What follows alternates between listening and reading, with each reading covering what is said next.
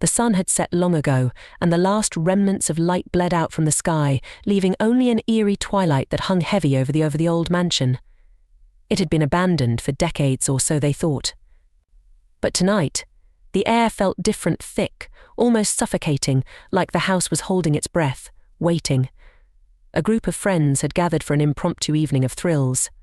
It was meant to be fun, nothing more than a spooky night to share stories, play games, and laugh at the macabre. They didn't know that tonight was the night the house would choose to awaken. The wind howled against the tall, gnarled trees that surrounded the mansion, their skeletal branches scraping against the windows like long, bony fingers. Inside, the house was a labyrinth of dusty corridors and creaking floorboards, each room heavy with the stench of mildew and rot. The friends huddled together in the parlour, a fire crackling lazily in the hearth, casting flickering shadows that danced across the walls. But something about the flickering light felt off, as if it wasn't just the flames that moved, but something else, something unseen, shifting in the dark corners of the room. One of them, Jake, made a joke to break the tension, but his voice came out strangled, as if something had tightened around his throat. It felt like the house was listening, waiting for them to speak. The others laughed nervously, but it wasn't the kind of laughter that reached their eyes. Something was wrong. Emma, the one who always insisted on practicality, insisted they continue with the game they had planned, truth or dare. It seemed harmless, even silly in the moment, but the atmosphere in the room thickened as each dare grew more bizarre, more unsettling. They dared each other to do things that, under normal circumstances, no one would have suggested. As they played, strange things began to happen. Objects moved on their own, the temperature in the room dropped, and the house seemed to groan and shift, as if it were alive, like it was breathing in sync with their every movement. The first real scream came when Sarah, laughing too hard at a joke, stepped backward into the shadows, her face going pale when she felt something cold brush against her skin, something not quite right, like fingers, thin and brittle. She turned quickly, but there was nothing there. Nothing but the shadows that stretched unnaturally across the walls. But her mind couldn't shake the feeling, the sensation that something or someone was lurking just out of sight, watching. A sudden, deafening bang echoed from the hallway, the kind of noise that rattles your bones. The group jumped, hearts pounding, and instinctively they huddled closer together. The only light in the room flickered violently before it went out, plunging them into pitch blackness. For a few long seconds there was only silence, then a whisper, a faint sound, like a dry, rasping breath coming from the farthest corner of the room. Emma reached for her phone, her fingers trembling, but when she turned the flashlight on, it illuminated only empty space. The cold, oppressive air clung to them, every shadow stretching longer, twisting, as if the darkness itself were alive, trying to reach out and claim them.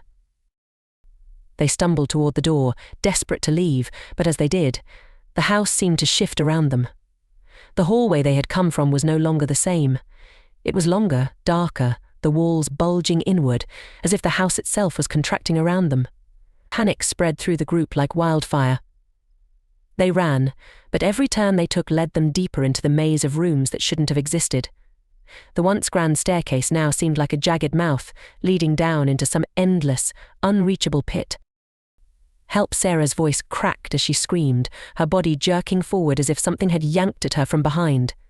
She stumbled into the wall, her face now covered in something wet, something thick, and when she pulled her hand away, it was blood dark, smeared across her palm. But it wasn't her blood.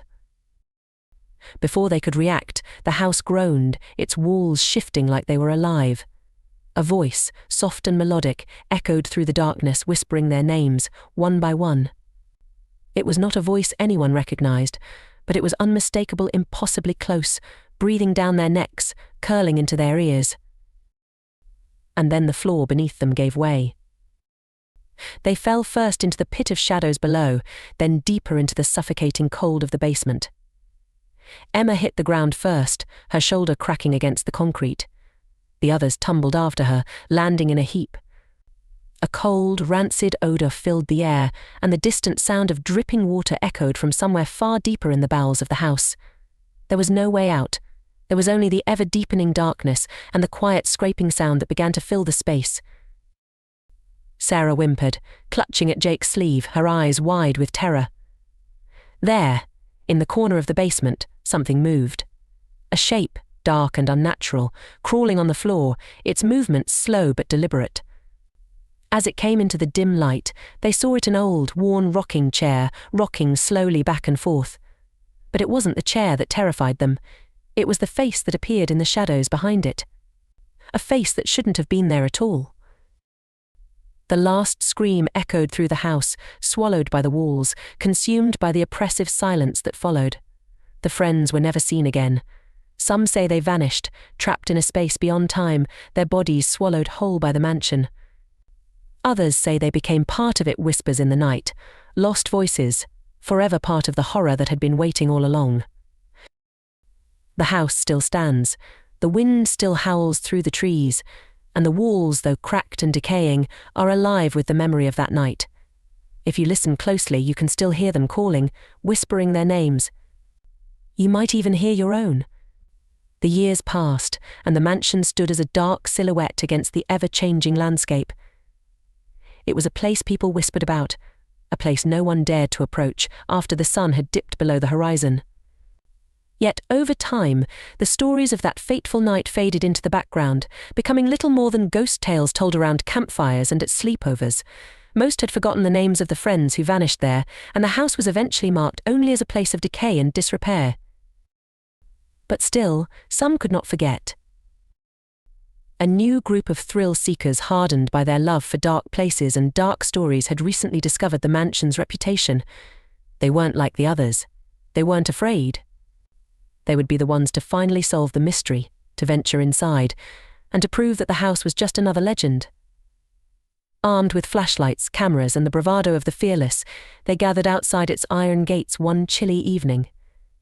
The air was as still as a tomb, and though the wind had died down, the oppressive silence of the place weighed heavy on them. But they pushed forward.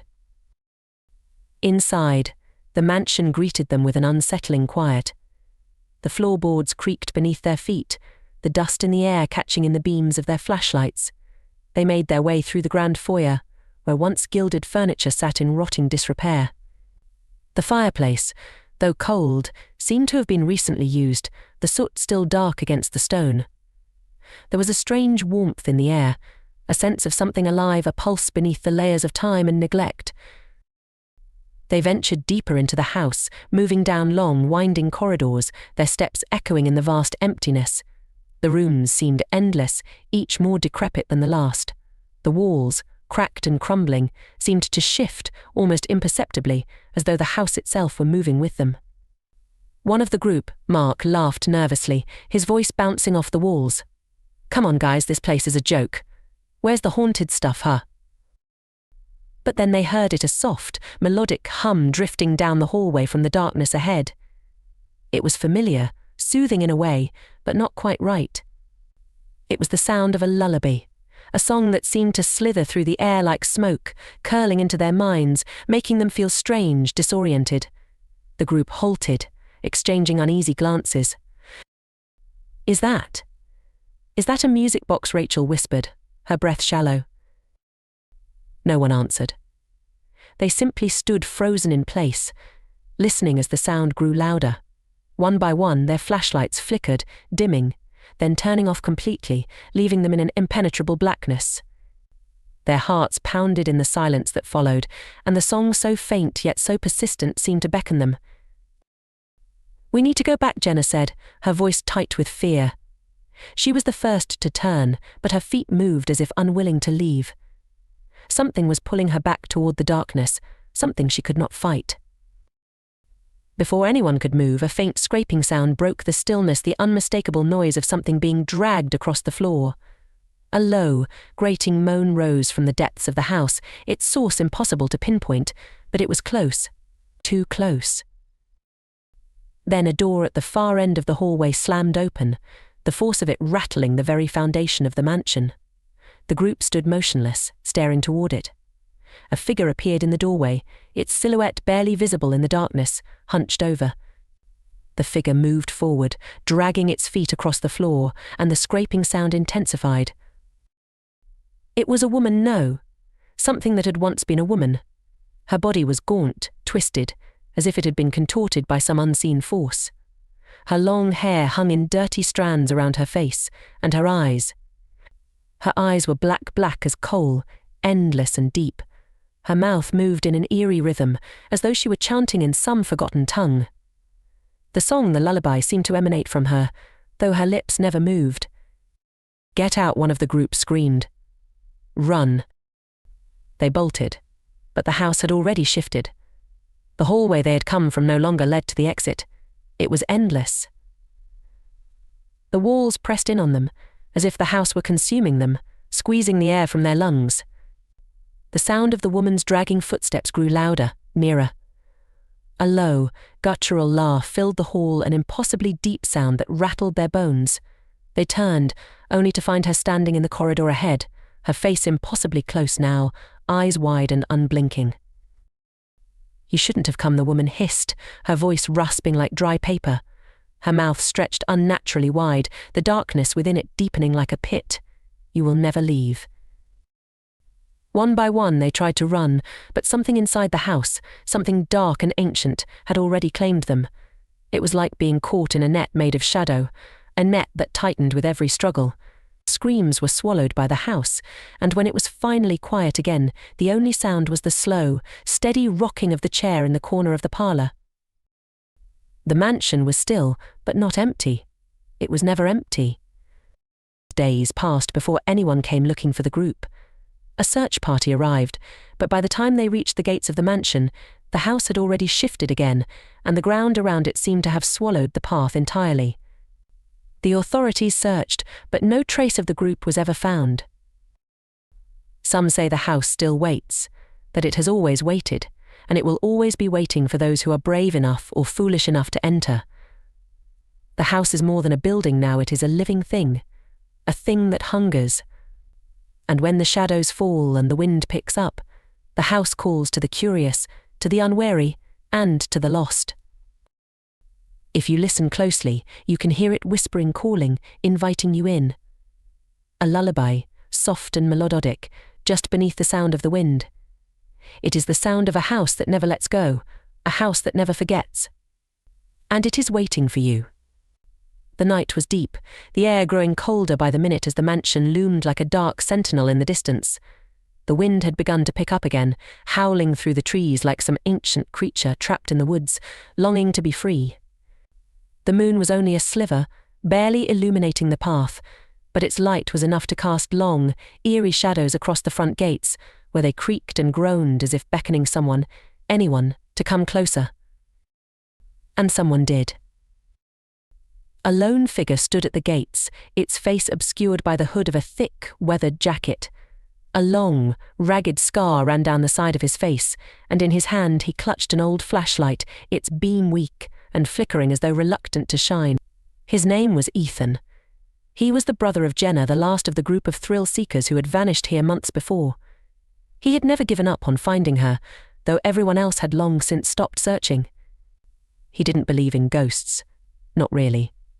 He believed in answers, in cold, hard truth, and tonight he would find it. He reached for the gate, his fingers brushing the rusted iron, and then paused.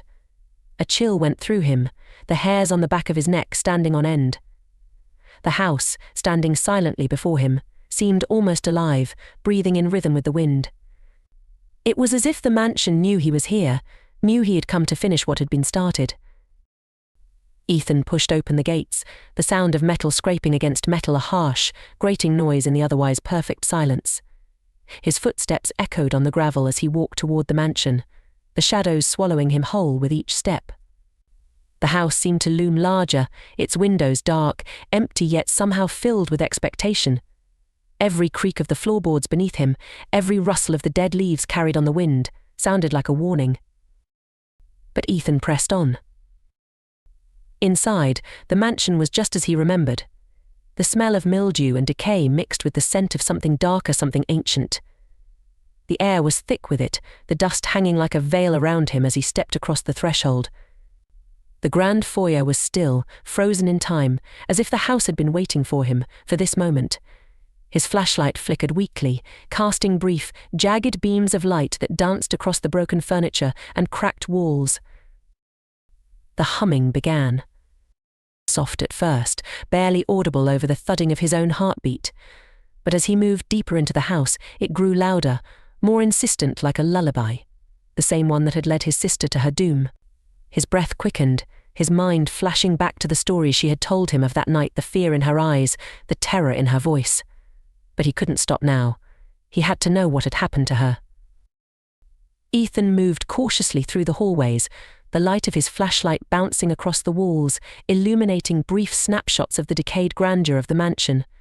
The pictures on the walls were faded, curling at the edges, their faces obscured by grime. Some of them, though, seemed almost too alive, too aware. Suddenly the door at the end of the hallway slammed shut, echoing through the mansion like the crack of thunder. Ethan jumped, his heart racing in his chest. The door hadn't been there before he was sure of it. It hadn't been on the map, the layout he had studied tirelessly. But now it stood in front of him, dark and ominous, its frame crooked, like it had been ripped from its hinges. He didn't hesitate. His feet carried him toward it, drawn by a force he couldn't understand. With a trembling hand, he reached for the doorknob, its surface ice cold beneath his fingers, and twisted. The door creaked open. Inside was a room, unlike any he had seen in the house, a room so far removed from the decay that dominated the mansion that it looked almost normal. The walls were lined with old portraits of grim-faced people. In the center of the room, a large rocking chair sat, slowly rocking back and forth. And there, in front of it, was a table. On the table lay something wrapped in cloth. Ethan's pulse hammered in his ears as he stepped closer, his breath shallow. The lullaby seemed to come from everywhere now, from the walls, from the very floor beneath his feet. His flashlight flickered and died, casting him into complete darkness. A voice. Low, rasping, yet strangely familiar. Ethan, it whispered. He froze. Jenna, he choked out, his voice breaking with desperation. Jenna, is that you? There was no answer, only the continued lullaby and the soft creaking of the chair. Jenna. I've come for you. I know what happened. I'm going to get you out of here. The rocking chair creaked louder now, its motion growing frantic, as though something was struggling against its own will to stop. A cold wind picked up in the room, and the fabric on the table fluttered slightly, as if stirred by unseen hands. Ethan took a step forward, trembling now, fear clawing at his chest. The table. There was something on the table. He pulled the cloth away. What he saw made his stomach churn.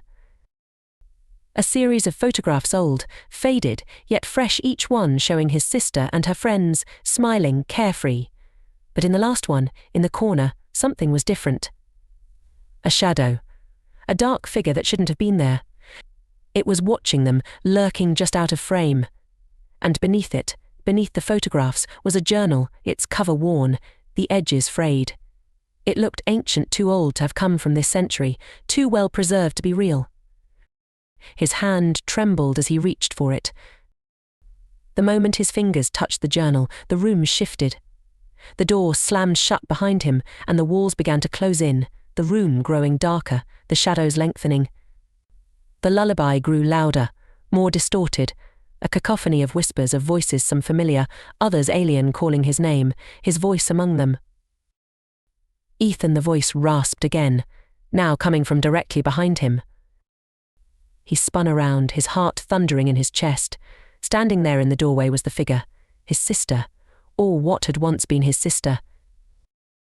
Her face was gaunt, hollowed out by some terrible force, her eyes wide and black as night. Her lips parted, stretching unnaturally, and in a voice that was not her own, she spoke, "You shouldn't have come, Ethan." A coldness swept over him, an all-consuming dread, as the figure advanced. Her movements were jerky, unnatural, like a puppet being pulled by invisible strings.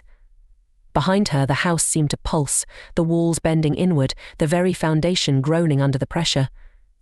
Ethan backed away, heart in his throat, but no matter where he went, the walls seemed to close in on him.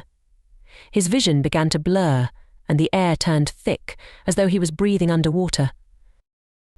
The last thing he heard was the lullaby. It was no longer soft or melodic. It was a discordant, shrieking wail that filled his ears as everything went black. And then, the mansion was still once more. The next morning, the house stood as it always had. The sun cast a pale light across the cracked stone and overgrown ivy. The wind had died down. There were no signs of the struggle that had taken place the night before. The only thing that remained was a single photograph, its edges curled and faded, lying on the floor where the rocking chair had been. It was a picture of Ethan and Jenna. Only in this picture there was something new. A shadow creeping in from the corner, one that had never been there before. The house had claimed its newest inhabitant, and it was waiting for the next.